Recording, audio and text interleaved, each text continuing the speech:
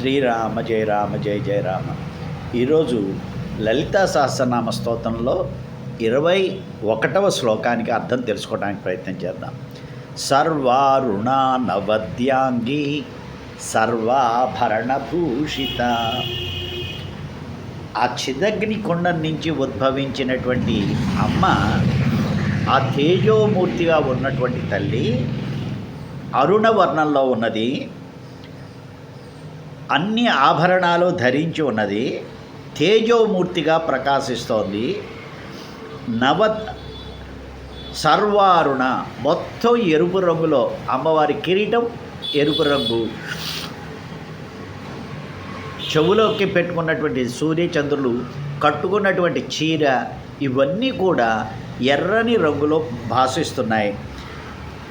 అన్నీ కూడా ఈ సృష్టిలో నక్షత్ర మండలాలు, పాలపుంతలు, గ్రహ మండలాలు అన్నీ కూడా ఆ పరమాత్మ పరమేశ్వరి ధరించినటువంటి ఆభరణాలుగా చెప్తున్నాం.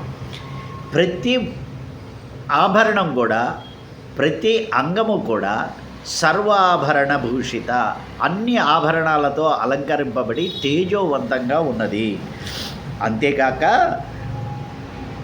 అనవద్యాంగి, ఆవిడ అట్టే ఆభరణాలని అంగములందు ధరించి ఆవిడ అనవద్యాంగి అని చెప్తున్నారన్నమాట. నవద్యాంగి కాదు, అనవద్యాంగి. అక్కడ సర్వారుణ అనవద్యాంగి సర్వాభరణ భూషిత, సుకుమారమైనటువంటి శరీరం కలిగినటువంటి తల్లి అన్ని అరుణకాంతులతోనూ ప్రకాశిస్తోంది. శివ కామేశ్వరాంకస్త శివ స్వాధీన వల్లభ. శివ అంటే పురుష రూపంలో ఉన్నటువంటి బ్రహ్మం, పరమాత్మ శివుడు. శివ అంటే స్త్రీ రూపంలో ఉన్నటువంటి శివుడు అనమాట, అంటే శివాని. శివ శివ ఇద్దరూ కూడా కలిసి ఉంటారు. ఎక్కడ ఉందిట ఈ శివ?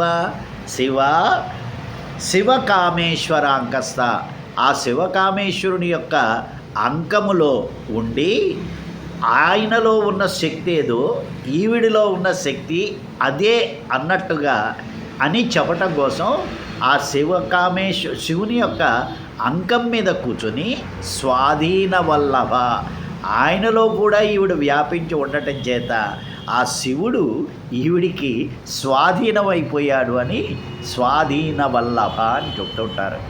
శివ కామేశ్వరాంకస్త శివ స్వాధీన వల్లభ. ఇది వేదాంతపరంగా ఉన్నటువంటి అర్థం. శివశక్తులు ఒకే శక్తి అని చెప్పేటువంటి అర్థం. ఇక ఐహికంగా చూసినట్టయితే నిత్య జీవితంలో భార్యాభర్తల మధ్య ఏవైనా అన్యోన్యత లోపించినట్టయితే ఈ వాక్య మననం చేత, ఇది ఒక మంత్రంగా చేయటం చేత వాళ్ళిద్దరి మధ్య అన్యోన్యత పెరుగుతుంది అని పెద్దలు చెప్పినటువంటి మాట. శ్రీరామ జయ రామ జయ జయ రామ.